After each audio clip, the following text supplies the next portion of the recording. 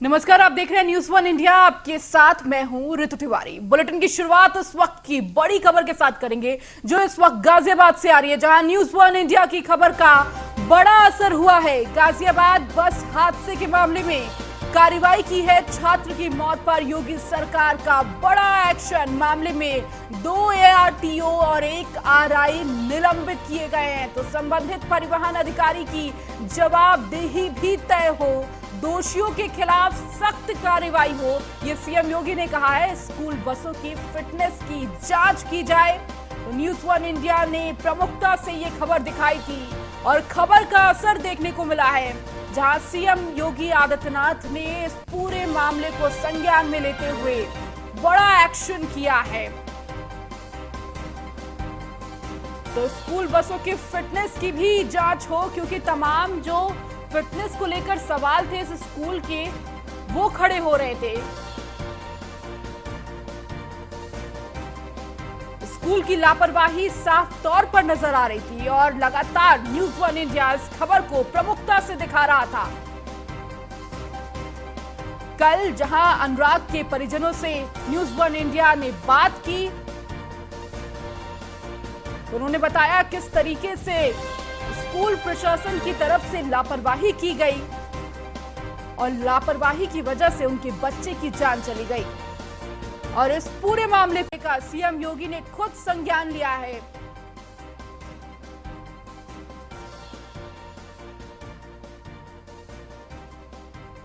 और अधिक बातचीत करने के लिए हमारे साथ हमारे संवाददाता यादराम भारती हमारे साथ जुड़े हुए हैं। यादराम, कल हम बहुत प्रमुखता के साथ इस पूरे विषय को उठा रहे थे, किस तरीके से स्कूल प्रशासन की तरफ से लापरवाही की गई है। आपने भी बताया कि किस तरीके से स्कूल बस को लेकर क्या कुछ जो सेफ्टी नॉर्म्स होते हैं उसमें भी लापरवाही की गई, और आज सीएम योगी के द्वारा ये बड़ा एक्शन लिया गया है।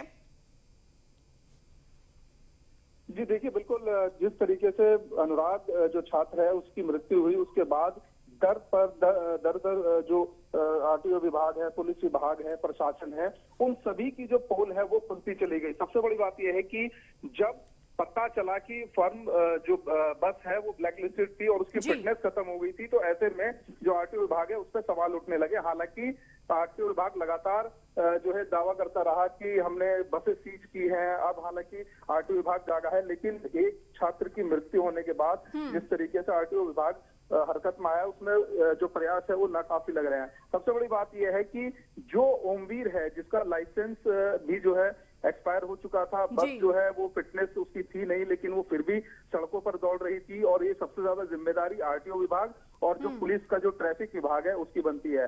फिलहाल जब से सीएम योगी ने इस पूरे मामले का संज्ञान लिया है, तब से प्रशासन हरकत में है और लगातार इस मामले की लखनऊ से मॉनिटरिंग की जा रही है। और फिलहाल योगी जो सीएम योगी हैं, उनके आदेश पर आरटीओ परिवर्तन और साथ ही जो RI हैं उनको निलंबित कर दिया है। तो कुल मिलाकर एक बड़ा मैसेज सीएम ने देने की कोशिश की है, और जिसकी वजह से जो आरटीओ विभाग हैं और जो अन्य जो विभाग हैं उनपे हाथ पैर फूले हुए हैं। जी यादराम, लगातार न्यूज वन इंडिया भी इस पूरे मामले को प्रमुखता से उठाता रहा है और लगातार दिखा रहा था कि किस तरीके से स्कूल प्रशासन की तरफ से लापरवाही हुई है और एक परिवार ने अपना छात्र, अपना बच्चा खो दिया है।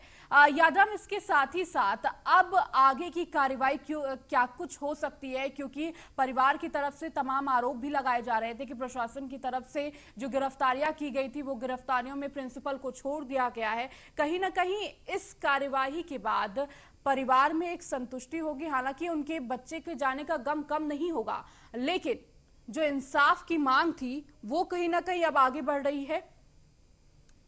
देखिए, लगातार न्यूज वन इंडिया एक बात बार बार प्रशासन से और शासन से बोल रहा है कि अनुराग की जिस तरह से मौत हुई है लापरवाही के कारण, क्योंकि कितना भी प्रशासन कार्रवाई करे लेकिन अब उसकी वापसी नहीं हो सकती।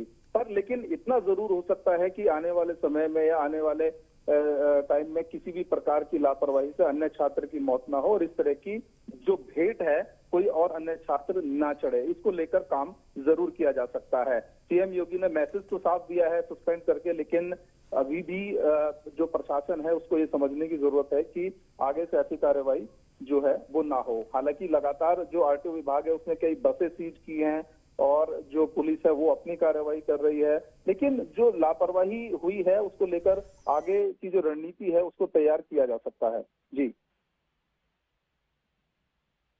बहुत शुक्रिया तमाम जानकारी देने के लिए। हमारे साथ लखनऊ से इस वक्त हमारे संवाददाता अश्विनी जुड़ चुके हैं। अश्विनी, जिस तरीके से सीएम योगी आदित्यनाथ ने गाजियाबाद के पूरे मामले पर एक्शन लिया है, कड़ी नजर रखी है, साथ ही साथ गाजियाबाद के डीएम को भी आदेश दिया कि पूरे मामले को संज्ञान में लेकर पूरे मामले की रिपोर्ट उन तक पहुंचाई जाए, कहीं ना कहीं अब जाकर गाजियाबाद में जो परिवार था, अनुराग का जो परिवार था, उनको अब इंसाफ मिलेगा? बिल्कुल, जिस तरह से पूरा हादसा गाजियाबाद में हुआ निश्चित तौर पर किसी भी माँ बाप को झकझोर देगा। हालांकि मुख्यमंत्री ने तत्काल प्रभाव से पूरी जो वाकया हुआ था उसका संज्ञान लिया और अधिकारी और जिम्मेदार लोगों पर कार्रवाई का निर्देश दिया। लेकिन समझने वाली बात यह होगी कि जिम्मेदार आखिर है कौन? वो आरटीओ जो जिले की पूरी बागडोर परिवहन की संभालते हैं, कि वो स्कूल के संचालक जो जिनके भरोसे पर बच्चे आते हैं, या वो माता पिता जो बच्चों को भेजते हैं? निश्चित तौर पर जिस तरह से पूरा हादसा हुआ उसमें कहीं ना कहीं तमाम पहलुओं पर जांच होनी चाहिए कि आखिर स्कूल जो बसें होती हैं वो उनके मानक क्या है। मानक तमाम तरह के होते हैं, चाहे वो आग से सेफ्टी की बात हो, या फिर जो मेडिकल की सुविधाएं हों वो हो, या फिर ड्राइविंग लाइसेंस से लेकर के परिवहन की परमिट जो होती है वो। इन सब के बावजूद भी अक्सर देखने को मिलता है कि सरकार की तरफ से या कि विभाग की तरफ से आदेश जारी होता है कि आप बाकायदा जांचें करेंगे, डग्गामार बसें हैं या फिर जो स्कूलों में बसें संचालित हो रही हैं उनको लेकर के नियम जो बनाए गए हैं, बाकायदा वो जो प्रोटोकॉल बसों का है वो फॉलो हो रहा है कि नहीं। लेकिन सिर्फ जो अधिकारी होते हैं जिले के परिवहन विभाग से जुड़े हुए, सिर्फ खाना पूर्ति करते हैं। जब कहीं कोई आदेश आता है तो 1 या 2 दिन चेकिंग अभियान लगाएंगे, बाकायदा लोगों को बुलाया जाएगा, मीडिया को बुलाया जाएगा और बाकायदा कवरेज कराने के बाद उसका हु हल्ला कराया जाएगा। लेकिन उन सब के बावजूद फिर ठंडे बस्ते में वो आदेश और निर्देश चले आते हैं। आप समझिएगा, जब आगरा एक्सप्रेसवे का बड़ा हादसा हुआ था उस दौरान कई लोगों की जान गई थी, उसके बाद मुख्यमंत्री ने तत्काल प्रभाव से निर्देश दिया था, तमाम उसमें लोगों को हटाया गया था, एमडी तक को पर कार्रवाई हुई थी। निश्चित तौर पर इसके बाद यह था कि उत्तर प्रदेश में अब डग्गा मार जो बसें हैं वो नहीं चल पाएंगी। लेकिन आप लखनऊ की सिर्फ बात लीजिए, लखनऊ के जो आलमबाग बस स्टॉप है वहां से मात्र 1 किलोमीटर की दूरी से जो है डग्गा मार बसों का संचालन भारी संख्या में होता है। कम से कम 500 बसें हैं जो लखनऊ से अलग अलग जगह जाती हैं। निश्चित तौर पर ना तो उनके लिए कोई मानक होते हैं, ना ही उनके लिए कोई व्यवस्थाएं जो की जाती हैं। अधिकारी सिर्फ और सिर्फ अपनी सेटिंग के बल पर जो चलाते हैं डग्गा मार बसें वो अपना काम कर रहे हैं। वही स्कूलों की स्थिति देखें, स्कूलों में भी ऐसा ही देखने को मिलता है कि उसका जो स्कूल का मानक होता है, बाकायदा जो स्कूल बस होती है फ्रंट पर लिखा होना चाहिए कि स्कूल बस, और जो पीछे उसका एरिया होता है उस पर बाकायदा लिखा होना चाहिए कि स्कूल के लिए अनुबंधित है। जबकि पहली प्रायोरिटी होती है कि स्कूल जो प्रबंधन है उसका, स्कूल जो है उसके नाम से ही बस का रजिस्ट्रेशन होना चाहिए। लेकिन अगर इसका नहीं होता है तो बाकायदा जो अनुबंधित करके स्कूल बस चला सकते हैं। लेकिन अनुबंधित तो करते हैं बसें, लेकिन जो मानक होते हैं वो स्कूल नहीं मानते, क्योंकि मानक बनाए गए हैं वो सिर्फ अधिकारी जब अपने मनचाहा मन होता है तब उन मानकों पर चेकिंग करते हैं। अगर यही चेकिंग रोज अभियान रोज चलता रहे तो निश्चित तौर पर इस तरह की घटनाएं उत्तर प्रदेश में नहीं। हालांकि मुख्यमंत्री ने बाकायदा सख्ती के साथ पूरा संज्ञान लिया और 2 जो आरटीओ लेवल के अधिकारी थे उनको सस्पेंड किया, साथ ही साथ आरआई है एक, उनको सस्पेंड किया। लेकिन इस सस्पेंशन की कार्रवाई से ही सब कुछ ठीक नहीं होने वाला। जी ठीक है अश्विनी, आप बने रहिए हमारे साथ, आगे भी खबरों पर अपडेट लेंगे। वहीं इस बीच एक और बड़ी खबर लखनऊ से आ रही है, जहां सीएम योगी ने रोडवेज सेवा को लेकर बड़ा निर्देश दिया है। पीपीपी मोड पर अच्छे बस स्टेशन बनाने की दिशा में किया जाए प्रयास, ये निर्देश दिए हैं। तो बसों की डग्गामारी को पूरी तरह बंद कराया जाए। सीएम योगी आदित्यनाथ ने कहा प्रदेश के सभी गांवों को रोडवेज सेवा से जोड़ा जाए। 2000 नई अनुबंधित बसों को परिवहन सेवा में शामिल करें। वहीं गाजियाबाद में छात्र की मौत के बाद स्कूल बसों को लेकर निर्देश भी दिया। स्कूल बसों की फिटनेस की जांच की जाए। प्रदेश भर में 1 सप्ताह का प्रदेश व्यापी अभियान चलाया जाए। मानक के हर पहलू पर परीक्षण किया जाए। तो लगातार हमारे साथ अश्विनी बने हुए हैं। अश्विनी, डग्गा मार बसों को लेकर भी तमाम निर्देश दिए, जो आप बता भी रहे थे कि किस तरीके से लखनऊ में ऐसी स्थिति देखने को मिलती है। साथ ही साथ स्कूल जितने भी हैं उत्तर प्रदेश में उसको लेकर भी तमाम निर्देश दिए हैं कि मानकों का जो चेकिंग है वो पूरी होनी चाहिए। बिल्कुल कल जो परिवहन विभाग था उसका प्रेजेंटेशन मुख्यमंत्री के सामने था। विभाग ने अपना प्रेजेंटेशन दिया और साथ ही साथ मुख्यमंत्री ने हिदायत भी और सलाह भी दी कि उत्तर प्रदेश में जो व्यवस्थाएं हैं बसों की परिवहन की उतनी बेहतर की जाए कि डग्गा मार बसों का जो अस्तित्व वो समाप्त हो जाए। निश्चित तौर पर इसको लेकर के बाकायदा मुख्यमंत्री ने निर्देशित किया है कि उत्तर प्रदेश के अंदर लगभग 7,000 जो बसें हैं वो अब रोडवेज जो परिवहन निगम है वो चलाएगा। निश्चित तौर पर इसमें 5,000 जो बसें होंगी वो परिवहन निगम की होगी, वही 2,000 बसें जो होंगी नई बसें वो जो है अनुबंधित की जाएंगी। निश्चित तौर पर मुख्यमंत्री ने बाकायदा कहा है कि जो बस स्टेशन हैं उनको सुदृढ़ किया जाए, अच्छी व्यापक व्यवस्था की जाए और जो किलोमीटर का पैरामीटर है उसको भी बाकायदा मापा जाए और उसके अनुसार ही बस अड्डों का निर्माण किया जाए। साथ ही साथ जो चाहे वो लखनऊ हो या फिर कोई अन्य शहर हो, जो रिंग रोड होती है, लगभग सभी शहरों में रिंग रोड बनाई जा रही है, वहां पर व्यापक व्यवस्थाएं की जाए जिससे जो ट्रैफिक है शहरों में वो भी कम हो, साथ ही साथ जो हादसा का दिक्कत होती है वो भी कम हो। साथ ही साथ मुख्यमंत्री ने जो स्कूलों पर विशेष ध्यान दिया है क्योंकि जिस तरह से जो गाजियाबाद का हादसा हुआ उसके बाद कहीं ना कहीं मुख्यमंत्री की नाराजगी भी देखने को मिली है, अधिकारियों को फटकार भी लगाई और साफ तौर पर निर्देशित किया है कि स्कूलों में जो वाहन चल रहे हैं उनमें किसी भी तरह का कोई ऐसा काम ना किया जाए जिससे बच्चे हैं जो उनको उनकी जान पर खतरा बनाए। तमाम जो आला अधिकारी हैं, जिम्मेदार लोग, उनको साफ तौर पर निर्देशित किया है कि बाकायदा जांच करें। लेकिन सबसे बड़ा सवाल है कि मुख्यमंत्री तो अपनी जिम्मेदारी निभा रहे लेकिन अधिकारी अपनी जिम्मेदारी कम निभाएंगे। न्यूज वन इंडिया लगातार इस चीज को उठाता रहा। इससे पहले भी जब आगरा का हादसा हुआ था, कन्नौज का हादसा हुआ था, उस दौरान भी ये चीजें उठाई गई थी, लेकिन सारी की सारी चीजें जो है ठंडे बस्ते में चली गई। निश्चित तौर पर चाहे लखनऊ आरटीओ हो, चाहे तमाम अन्य जिलों के आरटीओ हो, सिर्फ और सिर्फ खाना पूर्ति करते हैं। अगर अक्सर देखने को मिलता है जो अधिकारी होते हैं सिर्फ टाइम पर आते हैं जब उनको लगता है कि ऊपर से प्रेशर बनना है, जबकि अगर वो अपनी जिम्मेदारी निभाएं, सड़क पे लगातार अधिकारियों को अपनी जिम्मेदारी निभाने की जरूरत है क्योंकि लगातार दिशा निर्देश तो सीएम देते ही आ रहे हैं, लेकिन अधिकारी उस निर्देशों का पालन करते हैं या नहीं ये देखने वाली बात होगी। अश्विनी, लगातार आप हमारे साथ बने रहिए, आगे भी खबरों पर आपसे अपडेट लेंगे।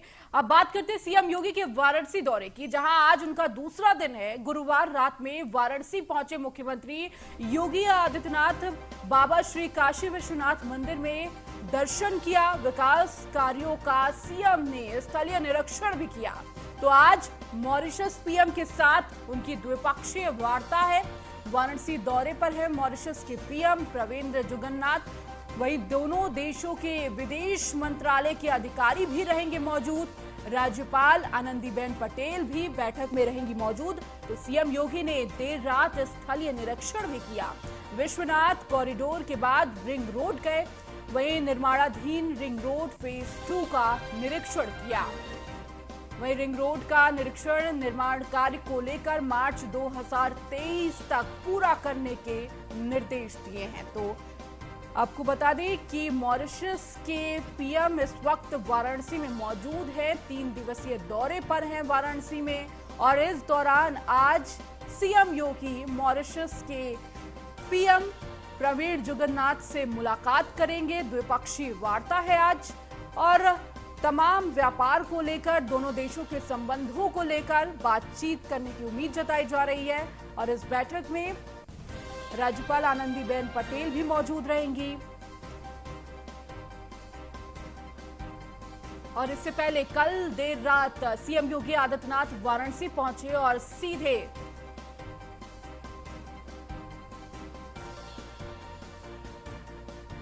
तो आज आपको ये सीधी तस्वीरें दिखा रहे हैं जहां सीएम योगी आदित्यनाथ मीटिंग ले रहे हैं। तो विकास कार्यों का स्थलीय निरीक्षण किया उन्होंने और बताया कि 2023 तक ये प्रोजेक्ट पूरा करना है। इसको लेकर तमाम दिशा निर्देश दिए हैं।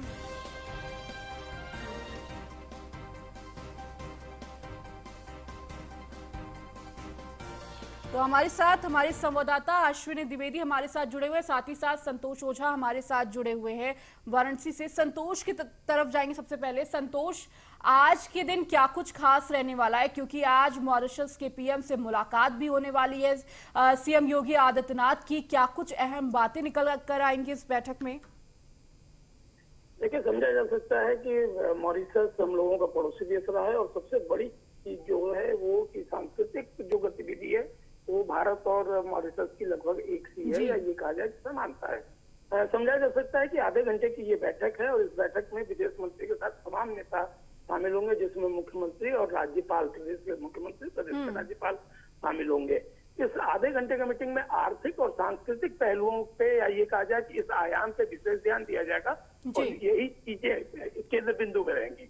जी, जैसा कि हमने पहले भी कहा, निश्चित तौर पर सांस्कृतिक गतिविधियां जो हैं वो हम लोगों की बराबर की है, एक तरह की है, और दूसरी ओर यदि देखा जाए आर्थिक पहलू को, व्यापारिक गतिविधियों को, तो वो हम लोग जोड़ने के प्रयास में है और लगातार भारत इस दिशा में काम भी कर रहा है।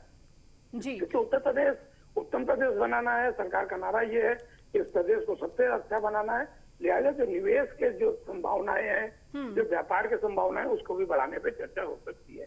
ठीक है। संतोष, इसके साथ ही साथ कल सीएम योगी आदित्यनाथ रात में पहुंचे, वाराणसी पहुंचे, इसके बाद उन्होंने औचक निरीक्षण भी किया, तमाम दिशा निर्देश भी दिए।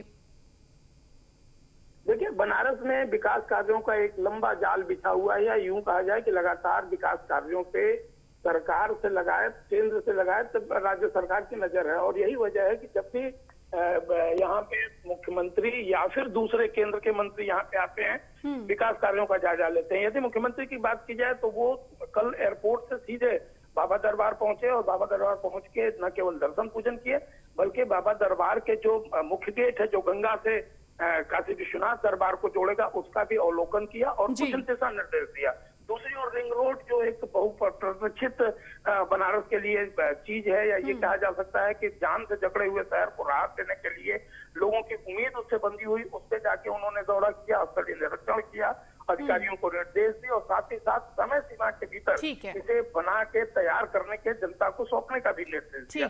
समझा जा सकता है कि मुख्यमंत्री जब भी आते हैं वो विकास कार्यों पे अपनी पैनी नजर रखते हैं, अधिकारियों के साथ मीटिंग करते हैं और यही नहीं, उन्हें निर्देशित भी करते हैं कि निश्चित तौर पे जो काम हो वो गुणवत्ता के साथ। ठीक है संतोष, आप बने रहिए हमारे साथ, आगे अपडेट लेंगे आपसे। लेकिन और इस बीच इसी खबर पर हमारे साथ अश्विनी हमारे साथ लगातार जुड़े हुए हैं। अश्विनी, कल सीएम योगी आदित्यनाथ वाराणसी पहुंचे 2 दिवसीय दौरे पर, वहीं वहां पर मॉरिशस के पीएम भी मौजूद है, 3 दिवसीय दौरे पर वो भी मौजूद है और आज मुलाकात होनी है। और लगातार सीएम योगी आदित्यनाथ का एक्शन मोड हम देख रहे हैं कि किस तरीके से कई दिनों से लगातार हर दिन दिशा निर्देश दे रहे हैं, तो बनारस को लेकर भी खास निर्देश दिए उन्होंने।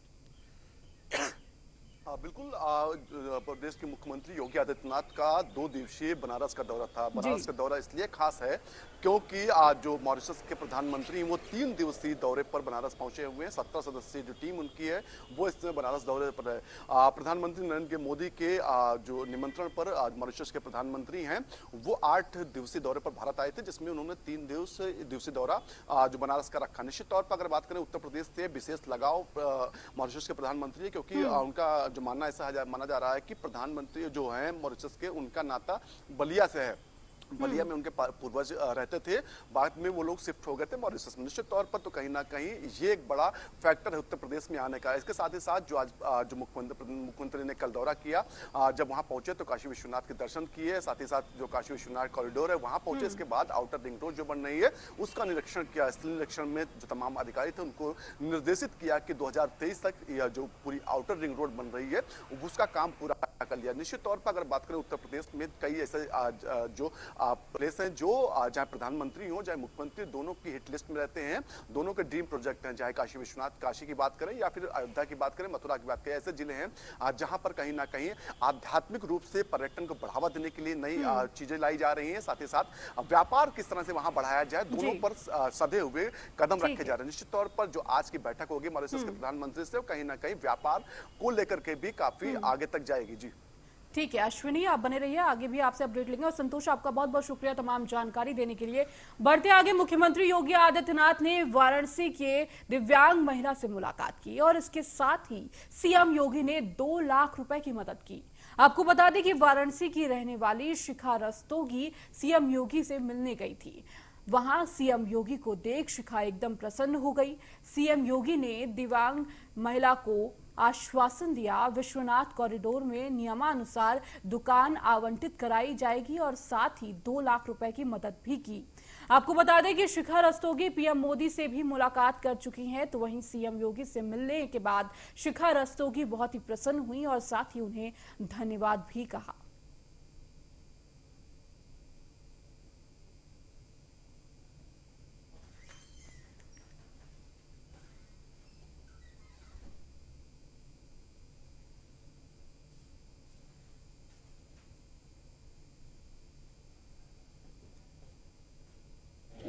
विशाल मंडी कॉरिडोर में अपने लिए जीविका के लिए एक दुकान चाहती थी, तो उसी सिलसिले में मैं यहाँ योगी जी से मिलने आई थी। तो उन्होंने ऑर्डर कर दिया है, आपको यहाँ पे दुकान मिल जाएगी। आप रात तक पहुँचिए, आपको कल दुकान ऑर्डर कर दिया जाएगा। आप प्रधानमंत्री जी से भी मिली थी, क्या आश्वासन दिया था, क्या प्रधानमंत्री जी से आपकी बात हुई थी? मैं पहले मिली थी विशाल मंडी कॉरिडोर में, तो मैं उनका पैर छूने गई, तो जैसे हमारे मोदी जी किसी से पैर नहीं छुआते हैं, उन्होंने झुक के मुझे सम्मान देते हुए उन्होंने मेरा चरण स्पर्श किया। फिर मैंने बोला सर मैं अपनी जीविका के लिए कुछ करना चाहती हूँ, तो काशी कॉरिडोर में एक दुकान चाहिए, तो उन्होंने बोला कि आप जाके योगी जी से मिल लीजिए। तो उसी सिलसिले में मैं यहाँ आई थी, योगी जी से मैं मिली और उन्होंने दुकान आवंटित कर दी। मैं बढ़ते हैं, बात करते हैं जहांगीरपुरी के। जहांगीरपुरी बुलडोजर एक्शन पर सियासत तेज हो गई है। आज सपा का जांच दल जाएगा जहांगीरपुरी। सपा की 5 सदस्यीय टीम दिल्ली जाकर जांच करेगी। संभल से सपा सांसद सफरीकुरमान बर्क करेंगे अगुवाई। वहीं मुरादाबाद से सांसद एसटी हसन भी जाएंगे जहांगीरपुरी। राज्यसभा सांसद विशंभर प्रसाद निषाद भी करेंगे मौजूद, वहां पे रहेंगे। जांच दल में पूर्व सांसद रवि प्रकाश वर्मा, जावेद अली भी शामिल होंगे। तो जहांगीरपुरी में जहां पर लगातार कई तस्वीरें सामने आ रही है, किस तरीके से सभी नेता वहां पहुंच रहे हैं, जनता से मुलाकात कर रहे हैं। और इस बीच सपा के 5 सदस्यीय ये कमेटी है, ये टीम बनाई गई है जो जहांगीरपुरी जाकर वहां के लोगों से मुलाकात करेगी।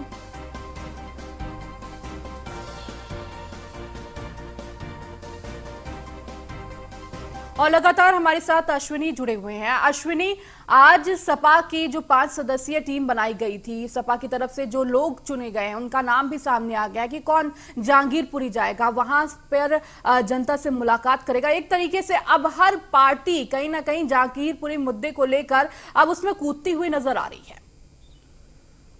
निश्चित तौर पर जहांगीरपुरी में जो पूरा पहले बवाल हुआ, उसके बाद जो कार्रवाइयां हो रही हैं, जो अवैध निर्माण थे उनको गिराया जाए, दोनों को जोड़ के देखा जा रहा है। कहीं ना कहीं सियासी जो उबाल इस समय उबालने की कोशिश की जा रही, सियासी जो पार्टियां हैं वो कहीं ना कहीं अपनी रोटी सेकना चाह रही है। निश्चित तौर पर उत्तर प्रदेश से जो समाजवादी पार्टी है उसका 5 सदस्यीय डेलीगेशन है जो वो वहां जाएगा, जांच करेगा कि किस तरह से पूरी घटना हुई और क्या क्या चल रहा। निश्चित तौर पर इसमें जो है संभल से सांसद हैं सकीरुर रहमान बर्क, वो इसकी अगुवाई करेंगे। इसके अलावा एसटी हसन है जो मुरादाबाद से सांसद हैं, राज्यसभा सांसद विशंभर प्रसाद निषाद रहेंगे और पूर्व राज्यसभा सांसद हैं रवि प्रकाश वर्मा और जावेद अली। ये 5 लोग होंगे जो जांच करेंगे। निश्चित तौर पर कहीं ना कहीं हर पार्टी वहां की रोटियां हैं वो सेकना चाह रही किसी तरह से। वहां का जो वोट बैंक पर सबकी नजर है कि हालांकि जो सुप्रीम कोर्ट से जो कोर्ट ने भी ये निर्देश दिया कि उत्तर प्रदेश से हो पूरे देश में बुलडोजर नहीं रोका जा सकता। निश्चित तौर पर क्योंकि ये वैधानिक कार्रवाई है, क्योंकि अवैध कब्जा किया गया, तो ऐसे में कार्रवाई सुनिश्चित जाए। उत्तर प्रदेश में लगातार कार्रवाइयां हो रही,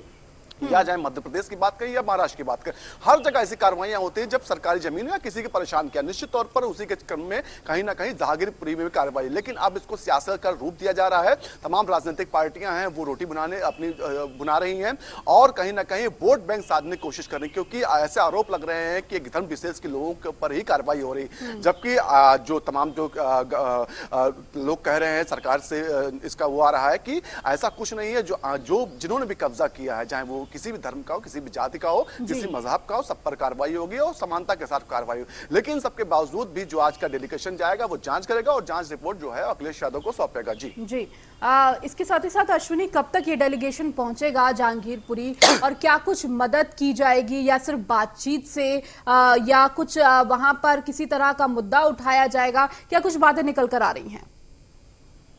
बिल्कुल शाम के समय तक ये डेलीगेशन जो है वो जहांगीरपुरी पहुंच जाएगा। वहां बाकायदा जिन लोगों पर कार्रवाइयां हो रही हैं उनसे मुलाकात करेगा, सच्चाई जानने की कोशिश करेगा कि आखिर क्या हुआ था उस दिन, क्या चीजें रही जिसके बाद ये कार्रवाइयां हुई। हालांकि इसको जांच दल का नाम न लेकर के सियासी दल ज्यादा कहना चाहिए। सियासत के लिए ये सब सारे नेता वहां जा रहे हैं और सियासत कहीं ना कहीं अपने पक्ष में वोट बैंक जो है उसको अपने पक्ष में करने की कोशिश करेंगे। निश्चित तौर पर उसी के चलते इससे पहले भी तमाम बार देखा गया किसी तरह की घटना होती है उत्तर प्रदेश में, तमाम जगह ऐसे जो डेलीगेशन जाते रहते हैं। ठीक है अश्विनी, आपका बहुत बहुत शुक्रिया तमाम जानकारी देने के लिए।